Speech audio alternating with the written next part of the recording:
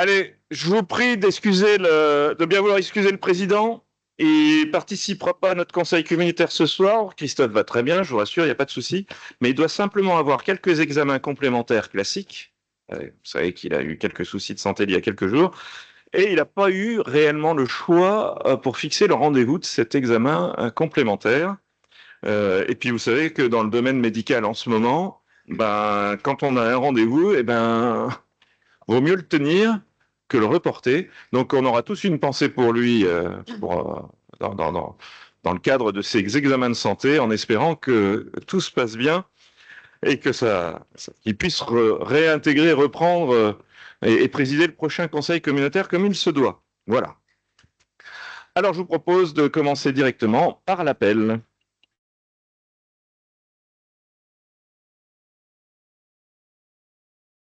Allez, bonsoir à toutes et à tous. Alban Fontenil, Simone Christin Lafont, Jean-Claude Garde, Quentin Paquet donné pouvoir, Rambert Paillard, Robert Rogeff, Anne Jouanjean, Clément Gaumont, Claudine Cour, André Gay, Thierry Deville a donné pouvoir à Christine Bertin, Hervé Bru, Christine Bertin, Serge Derory, Frédéric Serret, pardon. Et la procuration. OK. Marie-Thérèse Giry, Sylvie Genebrier, Alféo Guillotot, Valérie Goutfard, Pierre Giraud, Patrice Couchot, Marc Pellardi, Christiane Brojary, Roland Bost, Georges Thomas, Karine Gambray, Michel Jassler, Pierre Barthélémy remplacé par Jean-Marc Bessac, Yannick Touran, Christian Cassoulot remplacé par Pierre-François Chaud, Christophe Détrat, Valérie Alvic. OK. François Porcher, OK. Jean-Philippe Montagne. Merci. Élodie Thévenet, Pascal Roche, Serge Grandjean, Thierry Chavaran, Bernard Tranchin a donné pouvoir à Thierry Missonnier, Marie-Gabrielle Pfister, Thierry Missonnier, Patrick Romestin présent, Alain Limousin, Roland Bonnefoy, Thierry Gouby, Pierre Verdier, Georges Boncompin, Daniel Dubost, René Avril, Bernard Coutenson, Christophe Basile a donné pouvoir à Olivier Joly, Christiane Bayet, Abderrahim Bentayeb a donné pouvoir à Christiane Bayet, Jean-Yves Bonnefoy, Pierre Contrino a donné pouvoir à Jean-Paul Forestier, Bernard Cotier, Géraldine Dergelet a donné pouvoir à Gérard Vernet, Catherine Doublet, Jean-Marc Dufix a donné pouvoir à Patrice Couchot, Jean-Paul Forestier, Cindy Giardina, Martine Grivillers a donné pouvoir à Cindy Giardina, Cécile Mariette, Gérard Vernet, Martine Matra, Stéphanie Fayard, Julien Degout a donné pouvoir à Jean-Marc Dumas, Gérard Barou, Michel Robin remplacé par Jocelyne Barrier, Pierre Garbil, Monique Ray remplacée par Agnès Guittet, Christelle Masson excusée, Stéphanie Chaptu a donné pouvoir à David Buisson, Patrick Lodieu a donné pouvoir à Robert Rogeff, Joël Épinat, Marc Archer, Rachel Meunier-Favier, Michel Jourjon, David Buisson, Frédéric Millet, Nicole Giraudon, Jean-Luc Daval-Pommier, Évelyne Chouvier, Paul Duchamp, Olivier Joly, Jean-Pierre Bras, Jean-Baptiste Chaussy a donné pouvoir à René Avril, Béatrice Dauphin a donné pouvoir à Gilbert Lorenzi, René François a donné pouvoir à Pascal Pelou, Flora Gauthier a donné pouvoir à Pierre Giraud, Alain Laurando a donné pouvoir à Éric Lardon, Nathalie Legal, Gilbert Lorenzi, François Madvet, Pascal Pelou, Ghislaine Poyet a donné pouvoir à Nathalie Legal, Carole Tavitien a donné pouvoir à François Madvet, Éric Lardon, Martine Charles, Marcel Jouara, Stéphane Villard a donné pouvoir à Martine Charles, Rambert Paillard, Jean-Marc Dumas, Christian Soulier, Annie Ostar, André Gachet, Jean-Maxence de Monchy, Frédéric Pugnet, Pierre Drevet remplacé par Nicole Pardon, Michael Niomandre, Jean-René Joindel, Jean-Marc Grange, Marie-Thérèse Gagnère. OK. Christophe Breton a donné pouvoir à Thierry Gouby, Julien Ronzier a donné pouvoir à Daniel Dubost, Dominique Guillain, Gilles Thomas, André Barthélémy a donné pouvoir à Dominique Guillain, Yves Martin, Patricia Carrette, Thierry Hareux, Nicole Pinet, Gérard Peslon, Alexandre Palimier, Yves Duport, Hervé Béal, Jean-Paul Tissot, Hervé Perronnet, merci, et Bertrand Daval. Merci pour cet appel. Comme il est de tradition, il faut qu'on ait un secrétaire ou une secrétaire de séance. Je crois que, en l'occurrence, Stéphanie Fayard a été impatiente d'assumer cette mission. Donc, on va faire comme ça. Et on doit commencer par l'approbation du procès-verbal du dernier conseil communautaire du 13 mai. Est-ce qu'il y a des remarques sur ce conseil? C'est confondu? Non. Alors, qui serait contre? Qui s'abstient? Merci pour cette adoption. Et je vous propose de passer déjà au premier sujet de la soirée, avec l'élaboration du plan intercommunal de sauvegarde, sujet présenté par René ou Dominique. Bon, ils sont côte à côte, donc ils se débrouillent dans la présentation.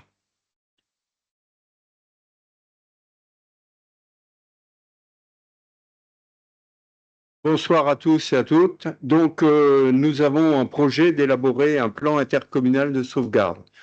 Depuis avant la loi Matras, les communes qui avaient un PCS ont une obligation, à partir du moment où il y a des communes qui ont un PCS, le PCI a l'obligation de faire un PICS.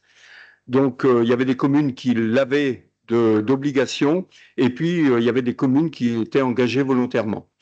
Donc, l'idée, c'est de faire un PICS, plan intercommunal de sauvegarde, avec, si possible, l'approbation et la participation de toutes les communes.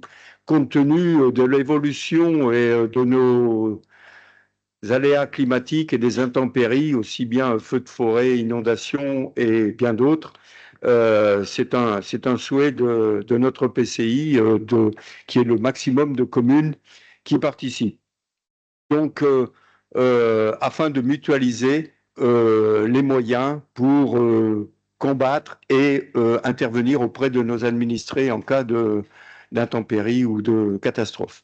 Donc, vous allez recevoir prochainement un questionnaire que vous retournerez, et ce questionnaire nous permettra déjà de collecter les informations, et puis à la rentrée, on organisera des réunions de pôles et de secteurs pour accompagner les communes qui n'ont pas de PCS aujourd'hui et qui, nous le souhaitons, en construisent un avec nous. Voilà, donc c'était une information, et nous élaborons, ce n'est pas une délibération, nous mettons en place un plan intercommunal de sauvegarde, et il sera proposé à la fin de l'étude de l'approuver. Voilà, fin 2026. Est-ce que vous avez des questions? Eh bien, parfait. Merci pour votre unanimité.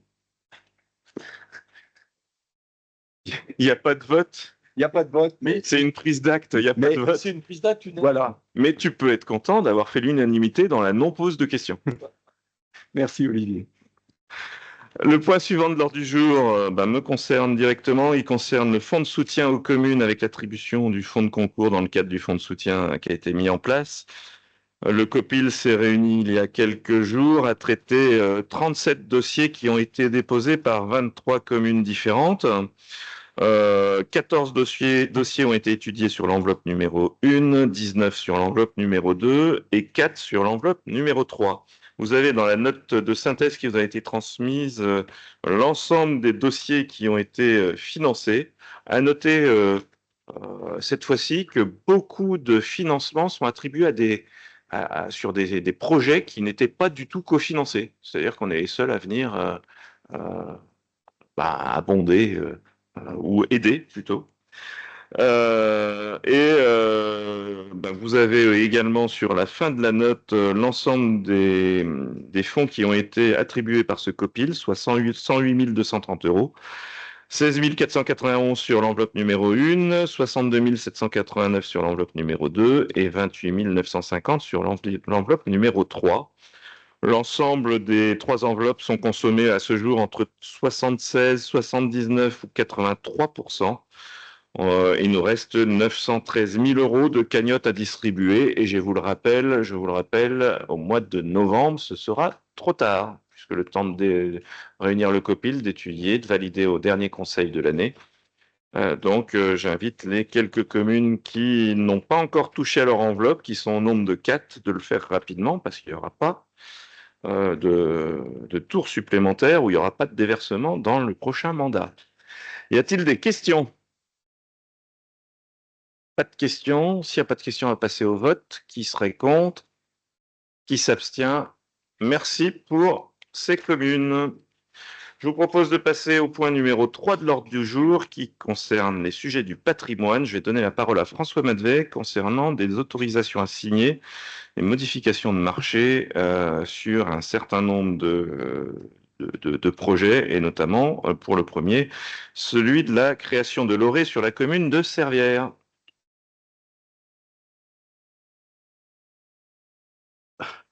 Merci, bonsoir à toutes et à toutes. Donc, pour cet avenant, il est apparu nécessaire de conclure une modification au marché des travaux de démolition et de déconstruction des amiantages sur la réhabilitation de l'Orée. Les évolutions techniques et les plus-values ont été rendues nécessaires au cours de cette réalisation.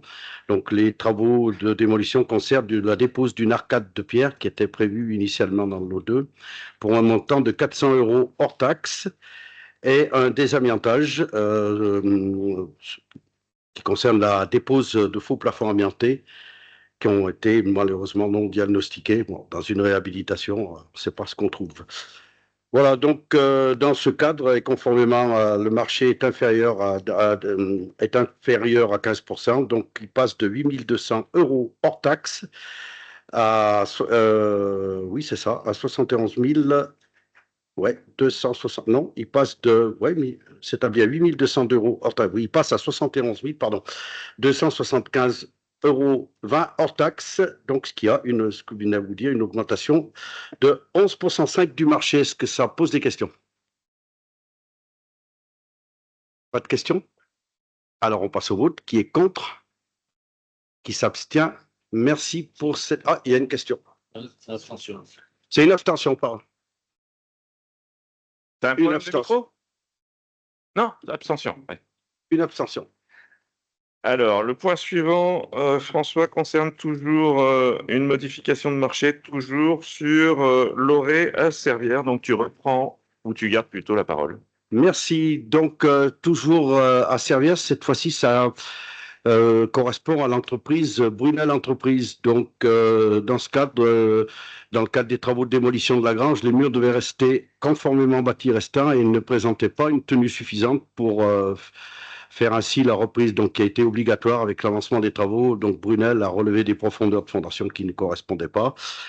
Donc voilà, donc le montant total de ces modifications sur tous ces lots s'établit à 71 858 €. Donc le marché initial étant de 568 258, donc une augmentation de 12%. 64, ceci concerne les prestations supplémentaires non prévues sur ces travaux, donc qui sont liés à des problématiques de travaux de réhabilitation, bien entendu, là, sur ce marché. Est-ce que ça pose des questions?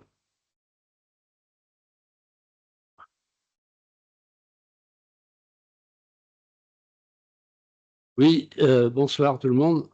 Je suis quand même surpris que sur des dossiers comme ça aussi importants, avec des bureaux d'études autour du ventre, comme on dit chez nous, qu'il y ait des surprises comme ça. Ça me semble, je sais pas, des trucs de 71 000 € supplémentaires, même vous me direz sur la totalité, ça ne fait pas un gros pourcentage, mais je pense quand même qu'on devrait avoir les bureaux d'études et leur dire que s'ils ont fait des erreurs, ben, c'est à eux de payer, quoi. C'est pas à nous. Je suis entièrement d'accord avec toi, si ce n'est que sur la réhabilitation de Servières, je connais bien ce chantier pour y aller très fréquemment. Le problème sur ce chantier, c'est qu'on est sur une mitoyenneté. Donc, on est sur une mitoyenneté, donc il faut qu'on fasse très attention pour pas déséquilibrer tout ce qu'il faut. Là, entre nous, on a refait un mur avec des fondations plus importantes. Sur une mitoyenneté, quand on démolit et quand on voit pas tout ce qui se passe, je suis d'accord. Bon, Peut-être que le bureau d'études aurait pu le voir. En tout cas, il fallait le faire. Voilà. D'autres questions?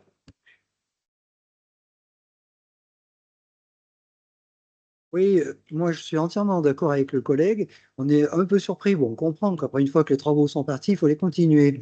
Mais c'est vrai que, y compris pour le deuxième montage, nous, on a des équipes qui passent et qui connaissent parfaitement les problématiques en fonction de l'âge, de l'année de construction, enfin bref.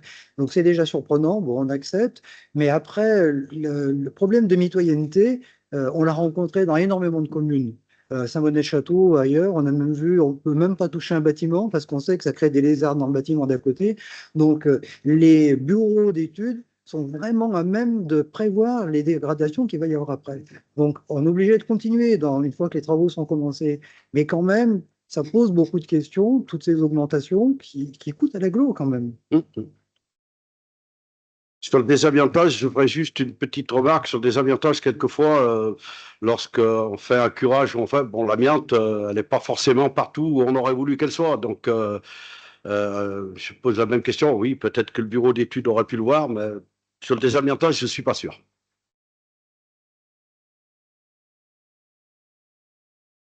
Oui, moi je remarque que de plus en plus dans les chantiers, on a affaire à des avenants et on a des surprises, quoi, hein. Alors c'est vrai ici, c'est vrai ailleurs. Et je me pose la question de savoir s'il ne serait pas bon de mettre, y compris dans les contrats initiaux avec les bureaux d'études, hein, une clause particulière lorsqu'on est face à des problèmes comme ceci, avec un partage des responsabilités, plutôt que d'aller quelquefois en justice sans savoir effectivement comment on en ressort. Et il me semble que un bureau d'études sur le plafond, sur le désamiantage, par exemple, normalement, ça se voit. Ça se découvre pas au moment du chantier, ça se voit par avance, puisque le désamiantage, il y a une étude de désamiantage qui doit être faite auparavant. Donc, il me semble que ça devrait faire partie du contrat qu'on impose, enfin d'une clause qu'on impose au bureau d'études dans le contrat initial. C'est possible. Juste une remarque sur le désamiantage, et ça a été déjà le cas sur notre commune. Parfois, il y a des parties cachées. C'est ça. Et entre les sondages qui sont faits effectivement par la personne qui vient faire les sondages d'amiante, il suffit que dans une autre partie qui n'a pas été sondée, tu en trouves. Et là, pour le coup, mais c'est un sondage au début.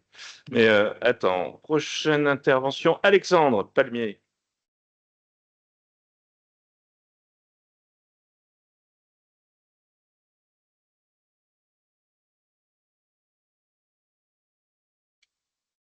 Marqué micro défectueux. Oui, donc je suis d'accord avec Pierre Verdier. On se demande à quoi ils servent ces bureaux d'études, parce que on apprend maintenant un mur mitoyen, je pense qu'ils l'ont vu tout le monde, et, on découvre des trucs, c'est des coûts de 70 000 euros, de 15 000 euros, bon, bah, ça passera, ça va toujours voter. On ne peut pas se retourner contre ces bureaux d'études qu'on paye déjà, je pense, assez cher, et puis à la fin, on se retrouve avec une facture qui est... Enfin, il n'y a pas moyen, nous, de se retourner vers ces bureaux d'études, parce que dans tous les cas, bon, on va voter oui, parce qu'on n'a pas bien le choix, mais c'était pas la facture du début, quoi. Donc, voilà, il n'y a pas moyen, ces bureaux d'études, ils servent à quoi s'ils se trompent pour un mur mitoyen, quoi. Enfin, je trouve que c'est un peu de l'amateurisme, quoi. Voilà. Mais bon, comme c'est le contribuable, c'est l'argent public, bon, allez, on va rajouter... Ben ouais, mais bon, moi, ça serait ma maison, enfin, voilà, je serais pas d'accord.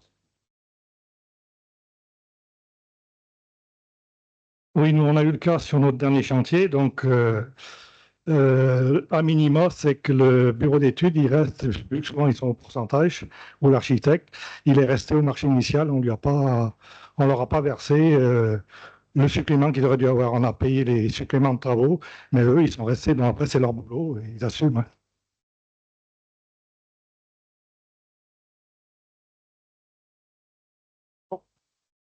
Alors, s'il n'y a pas d'autres questions, on passe au vôtre. Qui est contre? Qui s'abstient? Qui est contre? Pardon. Qui est contre? Qui s'abstient?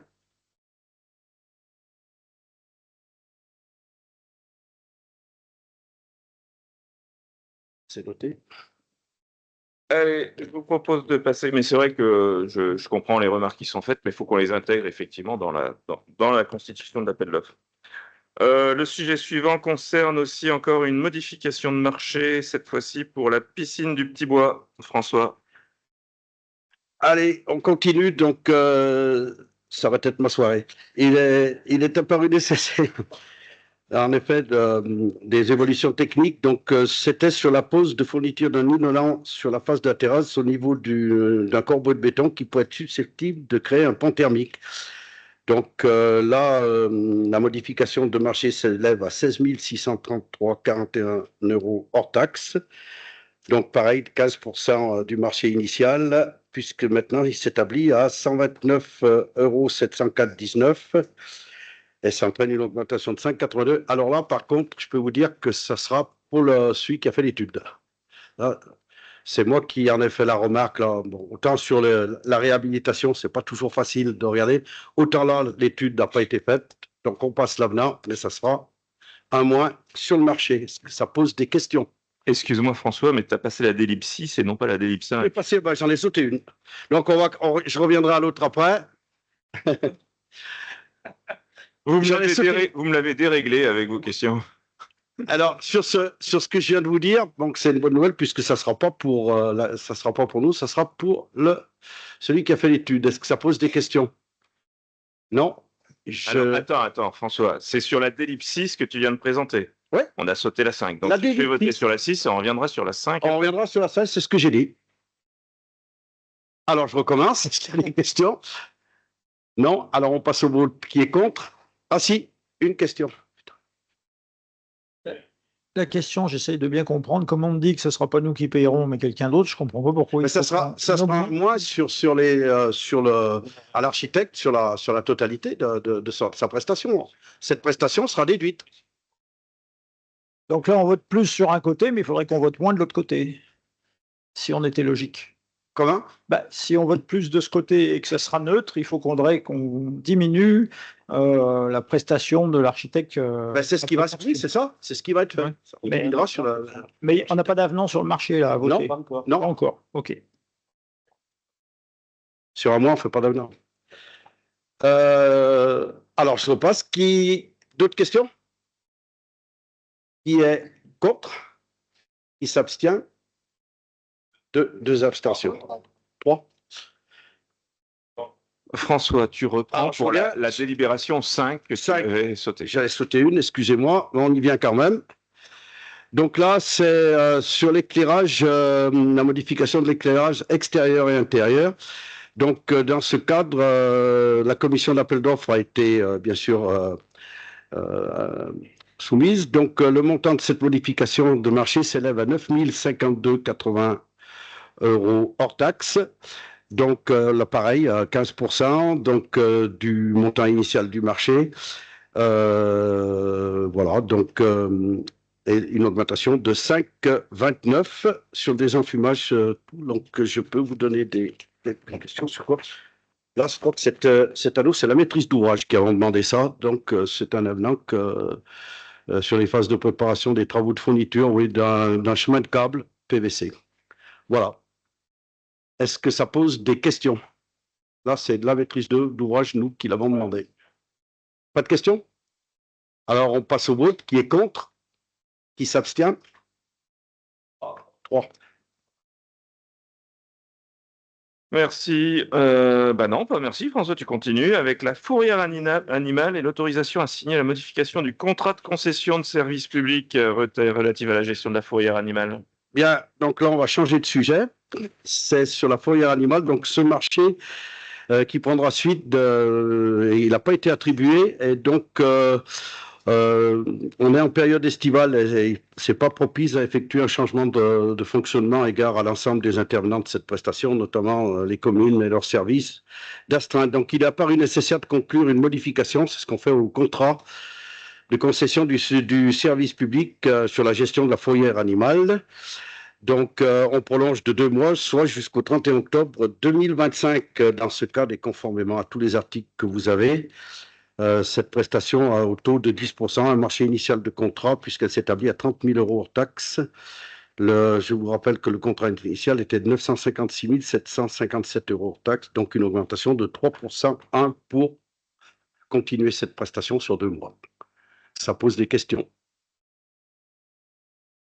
Alors, on passe au vote. Qui est contre? Qui s'abstient? Merci pour cette unanimité.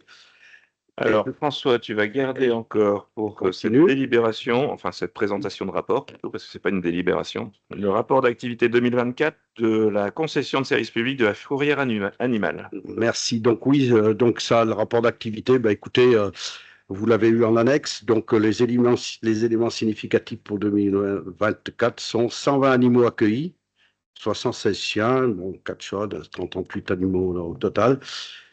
72 animaux rendus aux propriétaires, 45 animaux confiés aux associations. Malheureusement, 3 animaux euthanasiés par nécessité médicale. Donc, la moyenne du nombre de jours de garde étant de 22 jours contre 6 jours 6. Donc, c'est vrai que pour y être allé dans cette fourrière animale, il y a de plus en plus d'animaux qui restent et qui restent malheureusement longtemps. Donc, quelquefois, il y a de l'euthanasie, en sachant que je crois que quand je vous avais fait le rapport l'année passée, vous avez dit que c'était quand même quelqu'un qui est une fourrière qui est très propre, qui fait bien son travail, donc il arrive à garder les animaux quelquefois un peu plus longtemps que prévu. Donc voilà, est-ce que ça pose des questions?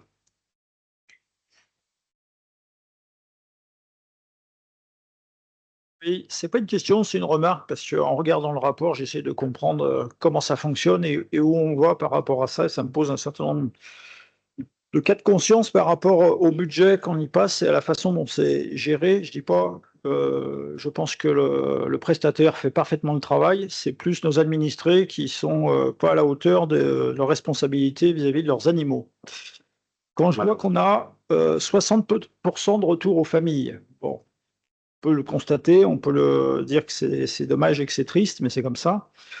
Mais ce qui m'ennuie le plus, moi, c'est qu'on a facturé, on a touché, si j'ai bien compris, 1789 € pardon, de prestations qui ont été payées par ceux qui sont venus chercher leurs chiens.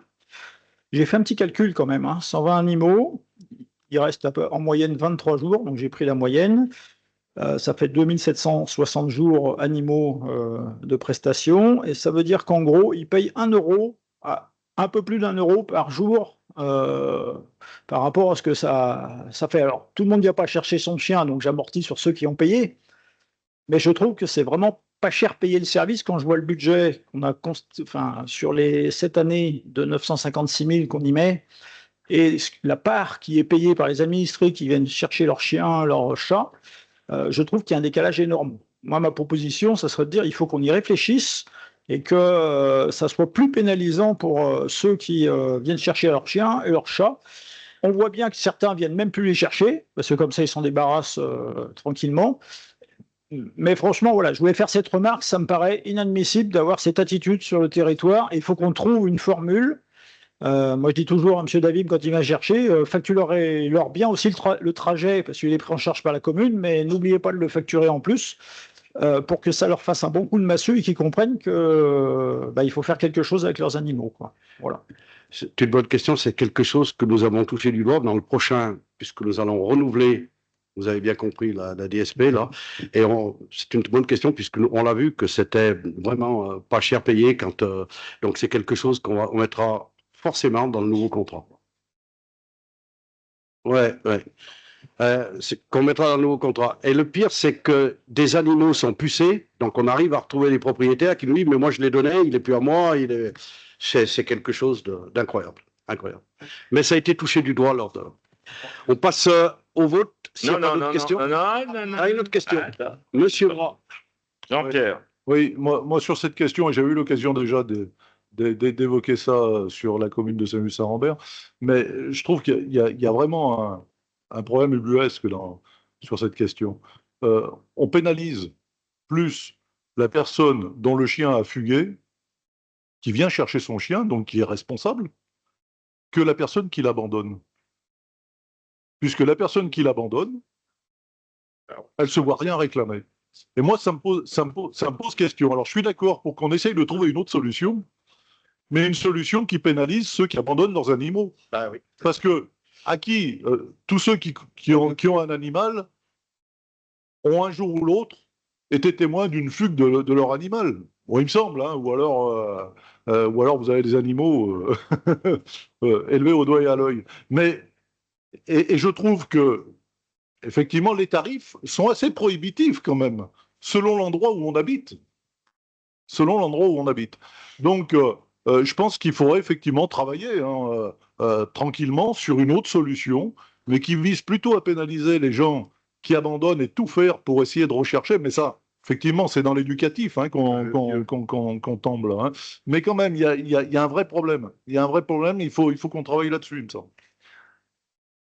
Alors, honnêtement, on peut y retravailler. Effectivement, il y a la DSP qui sera relancée bientôt. Mais tous les élus qui sont là le savent très bien. Quand on est appelé des fois à 1h, 2h du matin pour aller chercher un chien que vous connaissez pas, vous mettez dans votre voiture, il ruine le coffre. Encore, quand vous avez un chenil, et nous, à Saint-Just-à-Rambert, on a la chance d'avoir un chenil pour pouvoir mettre le chien. Mais je me mets à la place de la plupart d'entre vous qui n'avaient même pas d'endroit pour le mettre en transit. C'est une vraie problématique aujourd'hui. Moi, je préfère quand même me lever à 2h du matin quand il y a un vrai problème sur ma commune que simplement pour aller chercher un chien qui n'aurait pas été géré par ses propriétaires. Mais effectivement, c'est un vrai sujet de société. Hein. Mais, bon, là, en l'occurrence, il vous est demandé simplement de prendre acte de ce rapport d'activité. Il n'y a pas de vote sur ce bilan annuel. Mais on en reparlera effectivement dans le cadre de la DSP. Merci. Je vous propose de passer au point suivant et c'est Yves Martin qui va prendre le relais pour des marchés de petits travaux d'assainissement sur le territoire de l'Agglo. Yves. Merci Olivier, bonsoir à toutes et tous. 2 marchés ce soir. Le premier marché de petits travaux d'assainissement sur le territoire de Loire-Forêt Agglomération. Ce marché a été déjà passé le 21 novembre 2024, mais il concerne seulement le lot numéro 4, qui avait été attribué, mais dont nous n'avons pas pu obtenir les documents de fin de procédure. Donc, ce marché a été déclaré sans suite et donc relancé. Le montant de ce lot est estimé à 91 578,08 € hors taxe, avec des critères de jugement des offres de 60% pour le prix et 40% pour la valeur technique. Il est proposé au Conseil communautaire d'attribuer ce marché à l'entreprise Chauffoléa dans les limites minimales et maximales de ce marché, à savoir 10 000 € hors taxe pour le minimum et 145 000 € pour le maximum. Y a-t-il des questions? Qui est contre? Qui s'abstient?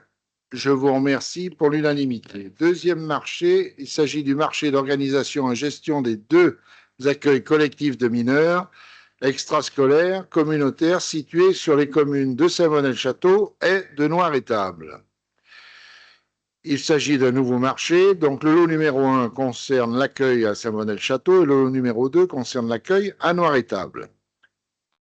Le montant du marché est estimé à 119 700 € hors taxe annuelle pour le lot numéro 1 et à 90 300 € hors taxe annuelle pour le lot numéro 1, avec les critères suivants, le prix 40% et la valeur technique 60%.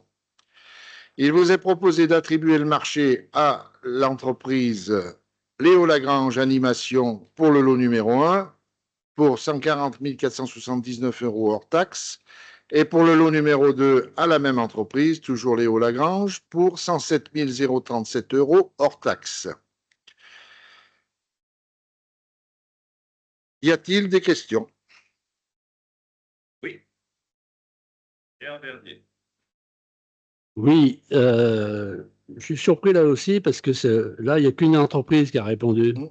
Est-ce que ça vous satisfait ou on ne peut pas faire autrement? Parce que c'est un marché qui est donné où il y a une entreprise qui répond, normalement, le marché n'est pas bon, quoi, parce qu'il n'y a pas de concurrence.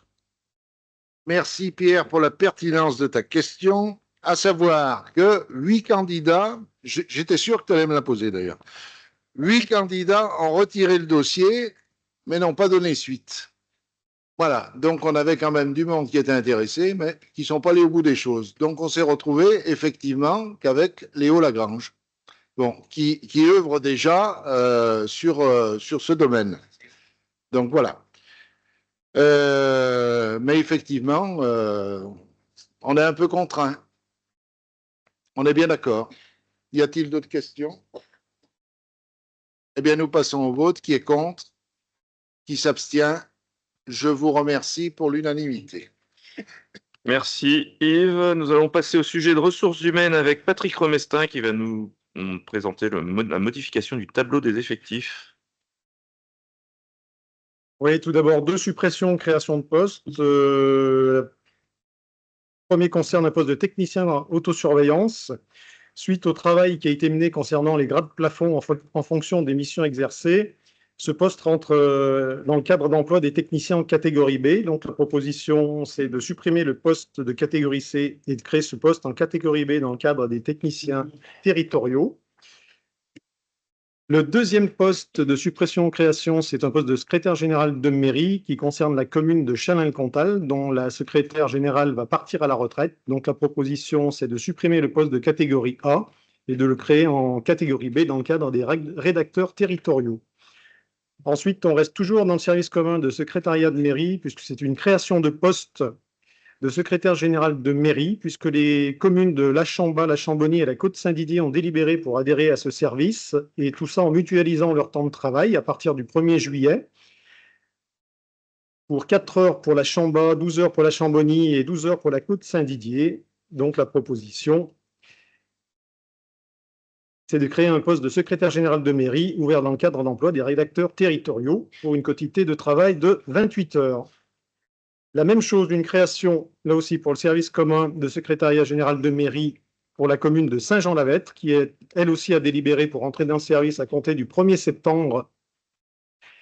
Et là aussi, de créer un poste de secrétaire général de mairie ouvert dans le cadre d'emploi des adjoints administratifs sur l'ensemble des grades du cadre d'emploi pour une quotité de travail de 31 heures. Et le dernier point, c'est une modification de poste concernant le poste de chef d'équipe travaux eau potable suite à la réussite d'un concours. C'est d'ouvrir le poste au cadre d'emploi des agents de maîtrise catégorie C en ajoutant les grades d'agent de maîtrise et agent de maîtrise principal. Y aurait-il des questions? S'il n'y a pas de questions, je vous propose de passer au vote. Qui serait contre? Qui s'abstient? OK. Merci Patrick. Le sujet suivant concerne le syndicat de la Fourme de Montbrison et c'est David Buisson qui présente cette délibération. Merci Olivier, bonsoir à toutes et tous. Donc il s'agit ce soir d'attribuer la subvention annuelle au syndicat de la Fourme. Vous savez, depuis longtemps, l'Orforêt Agglomération accompagne ce syndicat pour soutenir l'appellation. Il s'agit donc ce soir d'attribuer la subvention de 35 000 € comme les années précédentes. On a signé une convention d'objectifs avec le syndicat de la Fourme depuis 3 ans. On arrive au terme cette année, 2023, 2024, 2025. Vous rappelez que le syndicat de la Fourme œuvre évidemment pour la promotion de la Fourme de Montbrison. C'est aujourd'hui sur 33 communes que l'appellation est le périmètre. On a également 58 exploitations qui fournissent du lait pour la Fourme de Montbrison et également 7 productions de fourmes. Au niveau du tonnage, on a une légère baisse sur cette année, mais ça reste des tonnages qui restent importants avec 613 tonnes qui ont été écoulées en 2024. Il faut savoir que l'Orforêt Agglomération est le plus gros financeur au niveau des partenaires avec également le département et la région. Et nos 35 000 € permettent de faire fonctionner le syndicat, notamment pour la communication et puis également pour toutes les contrôles qui sont faits dans le cadre de l'appellation, puisque des contrôles réguliers sont faits pour savoir si le cahier des charges est bien respecté. Donc il s'agit ce soir d'attribuer cette subvention pour l'année 2025 à hauteur de 35 000 € au syndicat de la Fourme. Est-ce qu'il y aurait des questions? S'il n'y a pas de questions, on peut passer au vote. Est-ce qu'il y en a qui seraient contre? Qui s'abstiennent? Eh bien, je vous remercie. Oui, merci pour toute la filière. On va passer à des sujets économiques, même si on était déjà avec la Fourme, avec la zone d'activité des Varennes à Vauchette et un sujet présenté donc par Jean-Paul Forestier. Bonsoir à tous et à toutes. Il vous est demandé d'approuver la vente d'un terrain de 1185 m² au prix de 30 € hors taxe le mètre carré à M. Denogent pour que celui-ci construise un bâtiment de 417 mètres carrés pour l'activité de sa société Technirésine, qui consiste en travaux de revêtement sol et mur. Cette vente est consentie dans un délai d'1 an à compter de cette délibération. A-t-il des questions? Votre contre? Abstention? Merci. Merci Jean-Paul. Alors la délibération 14, on va la reporter au prochain conseil communautaire parce qu'elle n'est pas prête pour être présentée aujourd'hui. On a encore des allers-retours à faire avec la DGFIP pour valider certains points. Donc je vous propose de passer directement à la délibération numéro 15 sur l'assainissement concernant un fonds de concours pour la commune de Sur-Île-Comtal et c'est un sujet présenté par Thierry Hareux. Attends Thierry, j'arrive. Merci Olivier. Donc, dans la suite de nos subventions qu'on verse aux communes pour la gestion intégrée des eaux pluviales, la commune de Sury a déconnecté plus de 1400 mètres carrés d'eau pluviale de nos réseaux sur 2 places qui ont été faites. Donc, l'idée, c'est de continuer à verser des subventions. Donc, on vous propose de verser une subvention de 55 956 à cette commune pour la déconnexion de ces 2 places. Y a-t-il des questions? Nous allons passer au vote. Qui est contre? Qui s'abstient? Merci pour l'unanimité qui fera sans doute plaisir au maire qui a la plus belle moustache de Loire-Forêt et qui est à ma gauche. Délibération suivante. Donc là, c'est une indemnité transactionnelle sur un bassin de restitution au Charton à Sur-Île-Comtal, qui a un peu traîné d'ailleurs, qui date depuis 2018, le problème. Et enfin, l'incident a été en fait en 2023, on a fait passer un huissier. Donc là, on s'est mis d'accord avec différentes sociétés. Le reste à charge pour Loire-Forêt, il est noté de 10 761,18, en sachant qu'on a amélioré quand même dans ce coup, on a pu améliorer certains réseaux sur ce bassin de restitution qui va à la station d'épuration de Saint-Marcelin. Donc, ce qu'on vous propose, c'est d'approuver le protocole transactionnel entre Loire-Forêt, l'Auxiliaire, BP2E et Sotrec relatif au sinistre du bassin de stockage, restitution des Chartonnes à Sur-Île-Comtal et d'autoriser Monsieur le Président ou son représentant à signer le protocole. Y a-t-il des questions? Nous allons passer au vote. Qui s'abstient? Qui est contre? Merci pour l'unanimité. Merci Thierry. Le sujet suivant concerne l'adhésion d'une communauté de communes de Touraine-Val de l'Indre à l'établissement public Loire. Et je passe la parole donc à Stéphanie Fayard. Bonsoir à toutes et tous. Donc ce soir, effectivement, il s'agit de l'adhésion de la communauté de communes Touraine-Vallée de l'Indre à l'établissement public Loire. Donc nous adhérons à l'établissement public Loire, notamment pour notre programme d'études préalable Roanne-Forêt. La communauté de communes Touraine-Val de l'Indre souhaite adhérer également à l'établissement public Loire. Cette adhésion doit être approuvée par toutes les collectivités déjà membres. Il vous est donc proposé de bien vouloir émettre un avis favorable à l'adhésion de cette nouvelle communauté de communes. Y aurait-il des questions? Pas de questions. Donc y aurait-il des votes contre? Des abstentions? Eh bien, je vous remercie pour cette unanimité. Merci Stéphanie. Je vais redonner la parole à David Buisson concernant l'attribution d'une subvention à l'association Restocop. Oui, merci Olivier. Du coup, il s'agit ce soir d'attribuer une subvention à l'association Restocop, une association qui vient de se créer et qui va mettre en place un circuit logistique, une plateforme logistique pour approvisionner l'ensemble de la restauration hors domicile sur le département de la Loire et sur notre agglomération de produits locaux et de qualité. Ça fait depuis le début du projet alimentaire territorial qu'on suit cette démarche et aujourd'hui, il nous paraît opportun de pouvoir la soutenir. C'est une structure qui, aujourd'hui, il y a 6 agriculteurs qui se sont engagés dans Restocop. Ce sont des agriculteurs qui ont fait le choix concrètement de diversifier leur production en mettant leurs quelques hectares sur de légumes de plein champ, entre autres. Sur du produit biologique et l'idée c'est de pouvoir aller jusqu'à la plus petite cantine de notre agglomération avec du transport à des prix qui restent relativement très corrects pour alimenter l'ensemble des cantines scolaires mais aussi l'ensemble des structures comme collège, lycée, EHPAD et toutes les structures hors domicile. L'objectif, il est très simple dans le cas du PAT, c'est d'arriver à la loi Egalim, hein, l'objectif qui est d'avoir dans les produits dans les assiettes de nos enfants 50% de produits de qualité et durable, dont 20% de produits biologiques. À cela se rajoute, je vous le rappelle, qu'on a délibéré il y a quelques mois pour rentrer dans le conseil d'administration de la ferme au quartier sur Saint-Étienne, qui eux aussi œuvrent sur le secteur de Saint-Étienne avec une plateforme logistique que de produits bio. Et l'objectif, c'est d'associer les deux structures pour alimenter et mettre en place ce dispositif sur l'ensemble du département de la Loire. L'idée aussi, dans le cadre de Restocop, c'est de rentrer au conseil d'administration pour y siéger et pour faire entendre notre voix sur la subvention qu'on va leur apporter. Aujourd'hui, le Restocop sera prêt à l'automne 2025 pour acheminer sur l'ensemble des structures les produits locaux de qualité. Alors, c'est également les produits qui sont fruits et légumes, mais pas que, essentiellement aussi les produits laitiers, les produits carnés.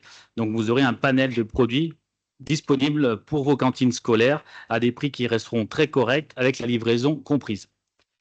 On est allé voir sur place le bâtiment qui est construit et qui est terminé aujourd'hui sur Boissel et Moron.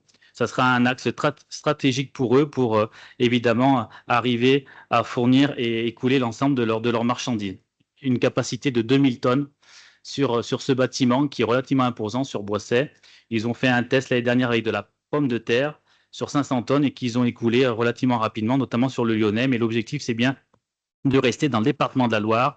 Et ils viennent de décrocher plusieurs marchés sur le Rouennais actuellement et ils espèrent pouvoir évidemment décrocher des marchés sur notre agglomération.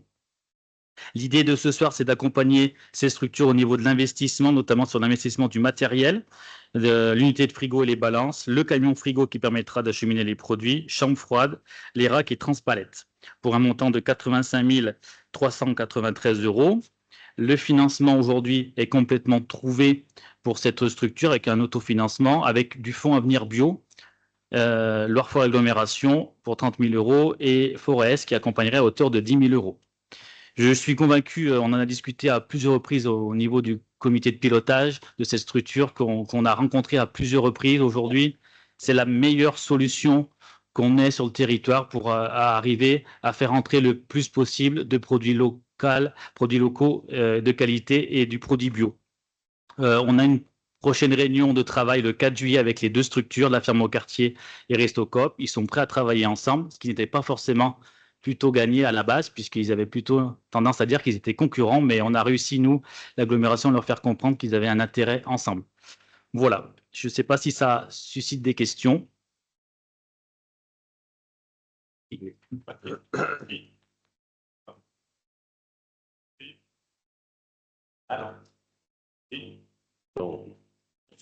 Oui, une petite question, effectivement, face au montant qu'on risque d'investir, où j'imagine qu'on va le voter ce soir, ça, sans aucun problème. Est-ce qu'on a des perspectives de chiffre d'affaires, alors volume, on a parlé de pommes de terre, soit, mais est-ce que ce qu'on appelle un peu dans le privé, un peu une sorte de business plan? Alors, parce que c'est assez rare, effectivement, de lancer un investissement sans avoir en face, même si je comprends qu'effectivement, il y a une vocation un peu différente, mais alors, en face, on a quelque chose de on l'a eu à plusieurs reprises. Je ne te donnerai pas les chiffres ce soir, mais on peut vous les communiquer. Aujourd'hui, ils ont une ambition qui est importante et ils souhaitent arriver évidemment à remplir leur bâtiment au niveau des 2000 tonnes très rapidement. Ils souhaitent aussi mettre en place concrètement une chaîne de production sur de la pomme de terre pour arriver à fournir de la pomme de terre déjà sous vide, en frites ou par exemple en cubes. Et donc, ils ont aussi un projet d'atelier de produits carnés, de caissettes de viande, avec le lycée agricole de Précieux. Voilà, tout est en train de se mettre en place. Et au début, on attendait un petit peu avant de se lancer avec eux pour voir comment ils allaient amener leur projet au niveau financier. Aujourd'hui, tout est calé. Voilà, mais on pourra vous communiquer les chiffres sans aucun problème. Quand on est allé les rencontrer avec Christophe il y a à peu près 2 mois, on a été convaincus vraiment de la démarche qu'ils sont en train de mettre en place. Pour l'instant, c'est 6 agriculteurs, mais ils sont en train de faire un effet boule de neige. Et il y a une dizaine d'agriculteurs qui sont en train d'intégrer cette structure. Et c'est que le début, puisqu'ils ont vraiment des potentiels de marché qui sont relativement importants. Oui, est-ce qu'on n'aurait pas peur quand même de fausser la concurrence par rapport à d'autres? Parce que aider une structure, là, qui est une petite structure, avec 30 000 €, je pense qu'à côté, il y a des gens qui font des efforts aussi pour fournir des produits bio et des produits compétitifs. eux, ils n'auront pas d'aide. Donc, je trouve que aider l'un et pas l'autre, c'est pas. Alors, l'idée d'accompagner de ces structures, c'est de pouvoir acheminer l'ensemble des volumes sur des grosses quantités. Parce qu'aujourd'hui, ce qui se passe, c'est que les grosses cantines, entre autres, n'arrivent pas à trouver des producteurs locaux qui sont capables de fournir en quantité suffisante. Je regarde Saint-Just-Saint-Rambert, enfin Montbrison, c'est ce qui a été redit à chaque fois. Donc certes, cette coopérative et cette association aura pour but d'acheminer sur l'ensemble des cantines, mais c'est quand même une destination sur des gros volumes. Donc c'est pour ça qu'on souhaite y aller, puisqu'aujourd'hui, les cantines qui ont des volumes importants de repas ont vraiment de la peine à se servir sur du produit local. Bon, je partage un petit peu le point de vue de Pierre Verdier qui dit on est d'une structure. C'est vrai, c'est bien que les gens s'engagent dans la qualité, mais je pense il n'y a pas que ces gens-là qui s'engagent dans la qualité, parce que moi, en tant qu'agriculteur, ancien agriculteur, mais je pense à tous mes collègues qui font de la qualité dans plusieurs régions. Je pense que le maire de Chamazel, qui est agriculteur, est conseiller départemental, qui a, je crois, un canton qui est vraiment agricole. Il doit être d'accord avec moi qu'il y a beaucoup d'agriculteurs, on en a dans ta commune qui font de la transformation. Et c'est ça qui m'inquiète un petit peu, parce que si on avance mettre la main dans tout ce système, j'ai un peu peur que beaucoup vont taper à la porte. Et je me souviens, c'était la fin de l'année 2024, on a déjà soutenu, c'est pas la même coopérative, hein, je crois, où il y avait des difficultés financières, où on a déjà abondé. Alors, je sais pas, je m'interroge un peu, je suis bien sûr pour les gens qui font de la qualité, mais j'ai vu que sur le compte-rendu ou métier, c'était des gens qui étaient engagés dans la qualité. Moi, ça me choque un petit peu. Parce qu'il n'y a pas que ces gens-là qui on parle d'eux, je pense, sur tout le territoire. Il y a des gens qui font du bon boulot et je crois, moi, en tant qu'ancien agriculteur, je n'ai pas le sentiment d'avoir fait mourir des gens. Hein. Il y a sûrement toujours eu dans la profession des gens qui faisaient pas. Il y en a encore, même dans les agriculteurs bio. Vous savez, je suis bien passé pour en parler. Hein. Et ça m'agace un petit peu parce que moi, je pense à tous les agriculteurs, tous mes collègues qui font des produits de qualité également. Malgré qu'on ait ceux-là aujourd'hui, il ne faut pas les oublier non plus. Alors, bon, tu as tout à fait raison. L'idée du PAT, c'est quand même d'accompagner l'ensemble de l'agriculture. Alors, on a 80 actions hein, sur PAT, donc c'est vrai qu'on est en train de mettre en place, du coup, une action qui nous coûte un peu d'argent sur la reprise, transmission sur le secteur nord-étable. On accompagne aussi les agriculteurs qui le souhaitent pour qu'ils puissent se labelliser, pour qu'ils soient reconnus que leurs produits soient de qualité. Mais là, on accompagne pour l'instant 6 agriculteurs qui ont décidé de faire une association, mais on va arriver très vite à une vingtaine, une trentaine d'agriculteurs. Alors, c'est plutôt des agriculteurs de la plaine, certes, mais ils ont besoin de notre aide pour que leur structure fonctionne et pour démarrer. Voilà, c'est l'objectif. Mais on n'oublie pas les autres. L'idée, c'est qu'on accompagne vraiment tout le monde.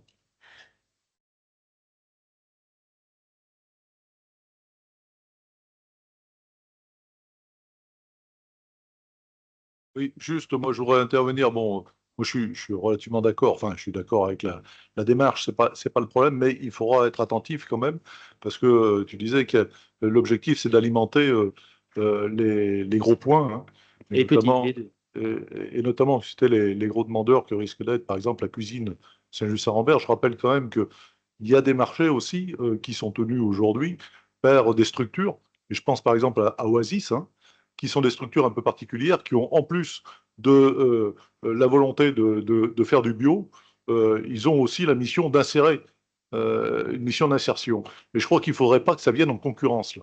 Donc il faudra veiller à ça. Je suis d'accord pour la démarche, mais je dis attention, il ne faut pas que ça vienne contrarier des actions qui sont menées localement, à juste titre, pour accompagner justement ces associations et ces structures qui font du bon travail, tant sur la fourniture de production bio que sur l'insertion de personnel en difficulté.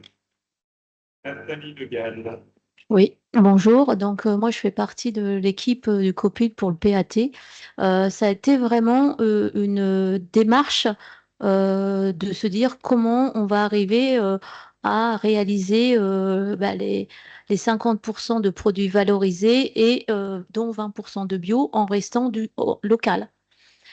Aujourd'hui, effectivement, nous avons Oasis sur notre commune qui a un marché privilégié, mais Oasis ne peut pas fournir des pommes de terre, par exemple, pour 800 repas par jour. Donc, ils vont peut-être fournir pour 300, mais pas pour 800. Donc, on est bien en difficulté pour s'approvisionner. Donc, aujourd'hui, le fait qu'il y ait des agriculteurs, des maraîchers qui se réunissent, là, c'est plutôt une plateforme où ils vont mettre leurs produits et qui vont pouvoir, après, effectivement, nous, les communes, on va pouvoir en disposer. Donc, voilà, le but, c'est, je pense que même l'association qui s'est créée, elle attend d'autres agriculteurs, maraîchers, éleveurs, pour qu'ils s'engagent tous ensemble pour qu'on ait des lieux de stockage pour pouvoir servir toutes les grosses structures, EHPAD, voilà, et qu'on reste dans du local. Voilà, donc je ne pense pas que ça va venir au détriment des plus petites structures. Et le fait d'aller ensemble, ça évitera d'aller à plusieurs endroits pour se servir, par exemple. Voilà. C'est bien résumé, Nathalie.